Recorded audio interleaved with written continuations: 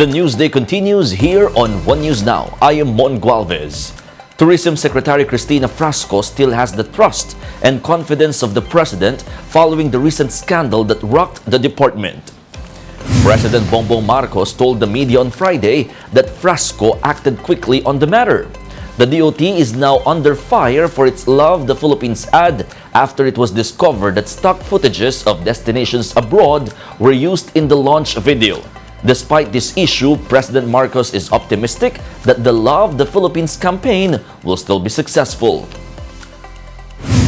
Nakita ko naman, mabilis ang galaw niya that she terminated the contracts that were in question. Sa akin palagay, she has it under control. What she has done so far inspires confidence that she will fix the problem and that the campaign of Love Philippines will be as successful as we hope for it to be. The Philippines will be importing around 150,000 metric tons of refined sugar by mid-September. This latest import order seeks to ensure sufficient supply for domestic consumption and enough buffer stock for 2 months. As of late June, production of refined sugar logged in at around 640,000 metric tons. That's lower by about 11% from last year's production in the same period. Based on the DA's latest monitoring, prices of both refined and raw sugar have gone up from last year. We'll be back with more stories after the break. Keep it here on One News.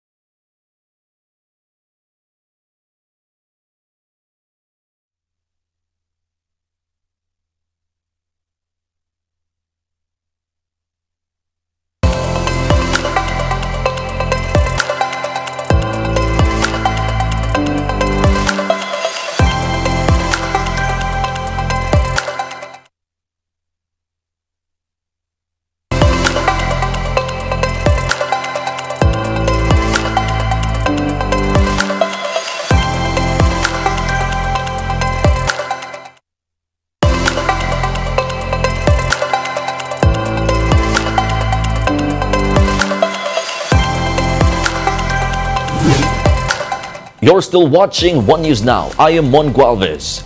Finance Secretary Ben Diokno says the implementing rules and regulations for the Maharlika Investment Fund is nearly done. The bill is already in Malacanang awaiting the signature of President Bongbong Marcos. Under the law, the economic team has 90 days to prepare the IRR, but Diokno says they will not be needing the whole period. The finance chief says the Maharlika bill may be signed within the next 2 weeks. The law says you have 90 days to prepare the IRR, but even now, we have already prepared for the IRR. So we are just asking for comments from the relevant parties. So we're ready. Meanwhile, almost half of Filipinos still have no idea about the Maharlika Investment Fund. An SWS survey conducted from March 26 to 29 revealed that 47% of Filipinos have no knowledge about the MIF. 33% only have a limited understanding of the fund, while only 20% believe they have sufficient knowledge about it. Meanwhile, Filipinos are split on its possible benefits. Half of the respondents also see little to no benefit from the Maharlika Investment Fund. Only 46% said they see much benefit from it. And in terms of corruption, 31% express high confidence that the Maharlika Investment Fund push will not end up in corruption. 38%, however, remain undecided on whether the fund would get embroiled in corruption. Here's a quick look on other stories we're watching. The Agriculture Department is urging farmers to intensify production to get ahead of the looming impact of El Nino. The agency said it will provide fertilizer and other forms of support to farmers. They are also identifying which areas would be affected by the El Nino. Some Maynilad customers may experience up to 9 hours of water interruption starting next week. This as water level in the Angat Dam drops to 179.99 meters below the minimum operating level of 180 meters. And the Education Department will be introducing 3 national programs this coming school year to address learning deficiencies in core subjects like reading, science, and mathematics. DepEd said this would tackle academic setbacks from COVID-19 lockdowns. And those are the top stories of the hour. Join us later at 10:45 a.m. as we continue to monitor the day's biggest stories. I am Mon Gualvez. We are One News.